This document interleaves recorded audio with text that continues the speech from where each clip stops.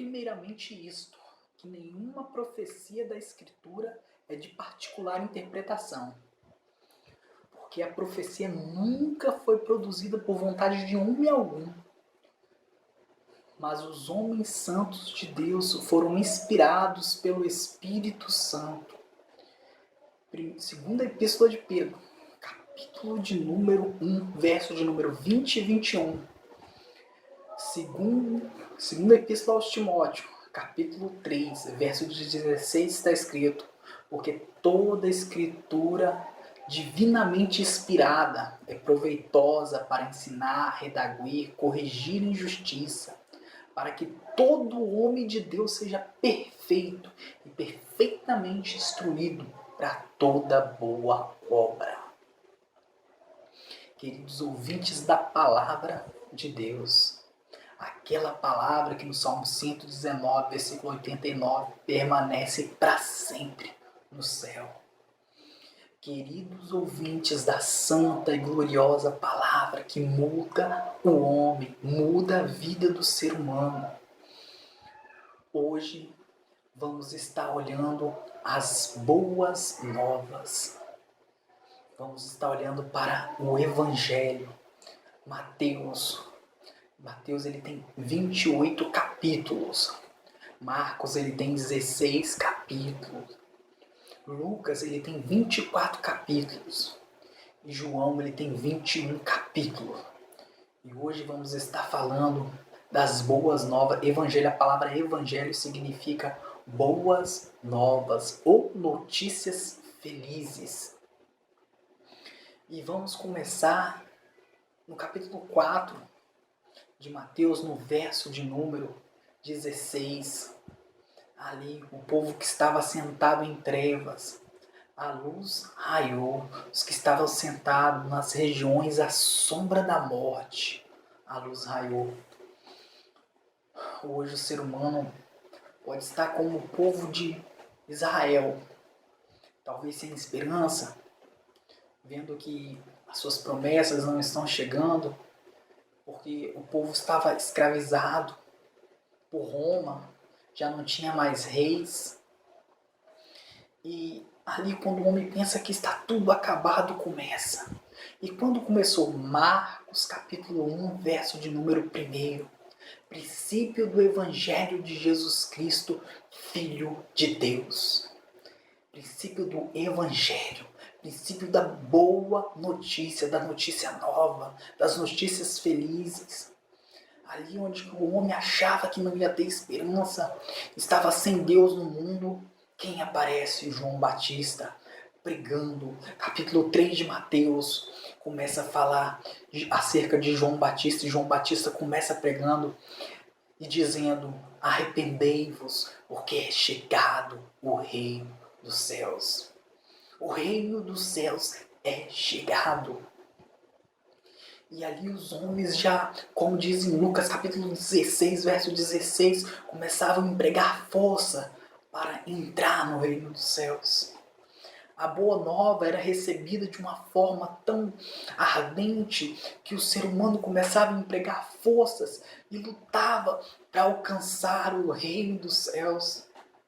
E se formos olhar para essa força que era empregada para alcançar a salvação, vamos olhar para quem? Vamos olhar para aquilo que Jesus falou, para as palavras que o Senhor, o Mestre dos mestres, o Rei dos reis, o Senhor dos senhores, Jesus, ele era o Verbo encarnado. Jesus era o Deus que se fez carne, o Deus que se esvaziou da sua glória, o Deus que se fez homem. Ali não era Deus. Jesus ele não estava onipresente, ele não estava presente em todo lugar. Ali Jesus ele não estava onisciente, Jesus ele não sabia de todas as coisas. Ali Jesus ele também não estava onipresente, ele não estava presente e não tinha todo onipotente, não tinha todo o poder. Ali Jesus estava esvaziado, deixou a sua glória. Jesus ele teve que aprender. E Jesus crescia na graça e no conhecimento. E Jesus ele crescia ali e aprendia, crescia diante de Deus e dos homens. Jesus ele sentia fome, sentia sede, porque era necessidade ali, um Deus todo-poderoso, ele não sentiria fome, não sentiria sede, mas ali Jesus estava esvaziado, era um homem encarnado, era o verbo de Deus vivo, encarnado. João capítulo 1, verso de número 1, no princípio era o verbo, e o verbo estava com Deus, e o verbo era Deus. O verbo, querido. Há uma Bíblia por aí que diz que no princípio era a palavra, e a palavra estava com o Deus, e a palavra era um Deus. Errado. No princípio era o verbo estava com Deus, e o verbo era Deus. Não precisa acrescentar as escrituras, não precisa tirar, porque está ali a palavra divina de Deus, completa, do jeito que o homem necessita e precisa. Porque no princípio, como diz, no princípio era o verbo estava com Deus e o verbo era Deus. Todas as coisas foram feitas pelo verbo. Todas as coisas foram feitas por ele. E sem ele nada do que foi feito se fez. Nele estava a vida, e a vida era a luz dos homens. E ali veio João Batista, não era a luz verdadeira, mas veio para testificar da luz, para que os homens crescem por ele. João Batista ele veio para quando preparar o caminho do Senhor. Ele veio para quando Jesus viesse, encontrasse um povo mais disposto, um povo com mais necessidades. E qual era a pregação de João Batista? Arrependei-vos, porque é chegado o reino dos céus. O reino dos céus era chegado e as pessoas começavam a empregar forças. E as palavras de Deus, se você for ver, vai ser confirmado que Jesus era o verbo encarnado, era Deus. Mateus, no capítulo 1, logo ali você já vai ver a genealogia, dizendo que o que? Princípio do Evangelho de Jesus Cristo, filho de Davi, filho de Abraão. Ali você vai ver que tem uma base, tem uma estrutura de onde que Jesus veio. De Abraão, porque Abraão foi feita a promessa: em ti serão benditas todas as famílias da terra, no capítulo 12 de Gênesis. Então começa, Abraão ele gerou quem? Isaac. Isaac gerou a Jacó, Jacó a Judá e a seus irmãos. Quem eram os irmãos de Judá? Judá gerou a quem? Judá gerou... Quem eram os irmãos de Judá? Judá tinha um irmão chamado Ruben, Simeão, Levi, Isacar, Zebulon, Dan, Naftali, Gad, Azera, Benjamim também José, Manassés e Efraim foram adotados ali por Jacó. E Judá gerou a Pérez e a Zerá. Pérez ele gerou a Esrom. Esrom gerou a Arão. Arão a Nasson. Nasson a Aminadab. Aminadab a Salmão. Salmão gerou de Raabe. Você sabe quem era Raabe? Raabe é aquela mulher prostituta que ficava ali nas muralhas de Jericó quando Josué conseguiu a vitória contra o povo cananeu, quando Deus deu a sua promessa a Josué e através da palavra de Deus eles alcançaram aquelas muralhas. E se você for ver, depois teve Boas gerou de Ruth a Obed. Quem era Ruth? Ruth era Moabita. Moabita que está ali na genealogia de Cristo. E ela fez parte. Ruth gera Obed. Obed gera Jessé. Jessé é o rei Davi. Se você for olhar ali para o rei Davi, o rei Davi gerou a Salomão, da que era mulher de Urias. Mostrando ali a fragilidade de Davi. Você vê que o único que é chamado de rei é Davi. E mostra para a vida a sua fragilidade, mostrando o seu pecado ali, mas não deixou de fora quem? Urias. Fala que mulher de Urias, nem toca no nome de Betseba, mas coloca ali Urias, ali ao lado do rei. Daqui fora a mulher de Urias, e Salomão ele gera Roboão, quando é dividido os reinos de Israel. Jeroboão teve 11 tribos, 10 tribos, e Roboão teve 2 tribos. Roboão gera Asa. Asa gera Abias. Abias gera Josafá. Josafá, ele gera Jorão. Jorão a Uzias. Uzias a Jotão. Jotão a Acás. Acás a Ezequias. Ezequias a Amon. Amon a Manassés. Manassés a Josias. Josias ele gera a Jeconias. Na deportação para e a seus irmãos na deportação, Jeconias e a seus irmãos na deportação para a Babilônia. Depois da deportação para a Babilônia, são 14 gerações, de Abraão até Davi, 14 de Davi até a deportação da Babilônia, 14 gerações, da deportação da Babilônia até Cristo, 14 gerações. E Jeconias, ele gera a Salatiel, Salatiel a Zorobabel, Zorobabel a Abiúde, Abiúde a Eliaquim, Eliaquim a Azor, Azor a Sadoc, Sadoc a Aquim, Aquim a Eliúde, Eliúde a Eleazar, Eleazar a Matã, Matã gera a Jacó, Jacó a José, marido de Maria, da qual nasceu Cristo, que se chama Jesus. De Maria, não foi de José, foi de Maria. A única mulher citada ali, com um bom testemunho, boa aparência, mas também falando da Moabita, né? A Moabita era uma mulher que temia o Senhor também, que não largava as promessas de Deus, porque ela não deixou de servir ao Senhor e seguiu ali as promessas também. Mas vamos falar de Jesus, a salvação, completando aqui as promessas, sendo a base aqui em Mateus capítulo de número 1, é a base, a estrutura de que é formado o meio nazareno, mostrando de onde que ele viria. Mas Jesus ele disse uma palavra, que não venho trazer a paz, mas espada, porque eu vim pôr em disseção o pai e a mãe, a nora e a sogra, e serão os seus inimigos, seus familiares.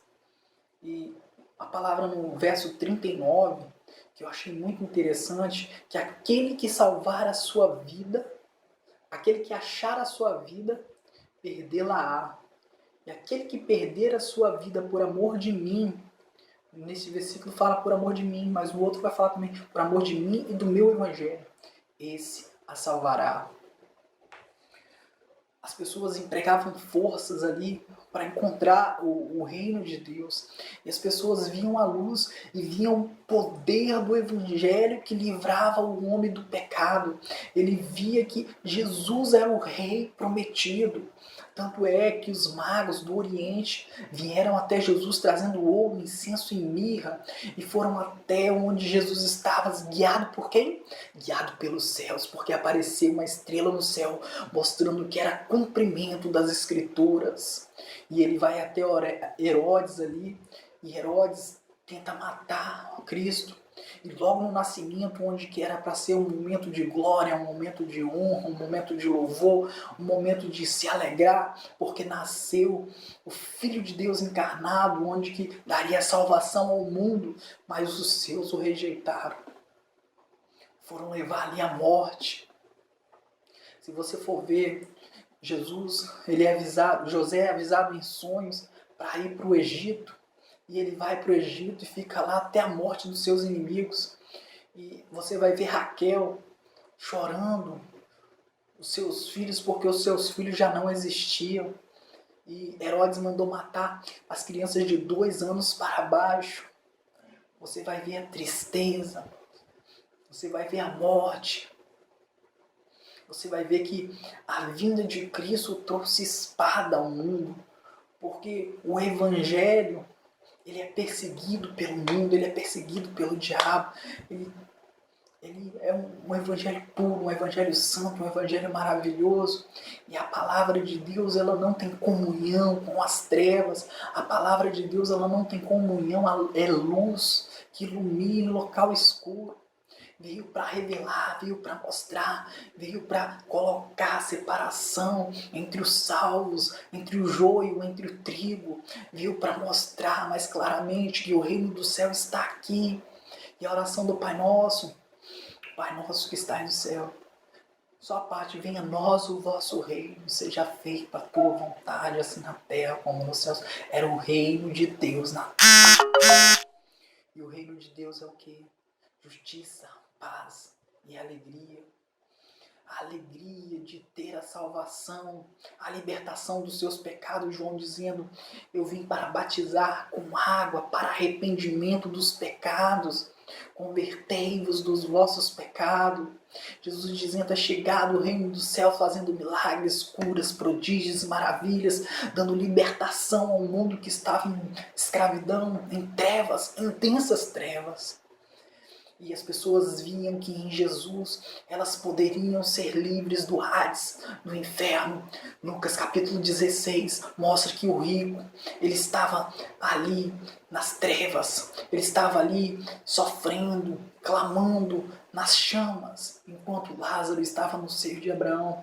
Aquela palavra não é uma palavra simbólica ou conotativa.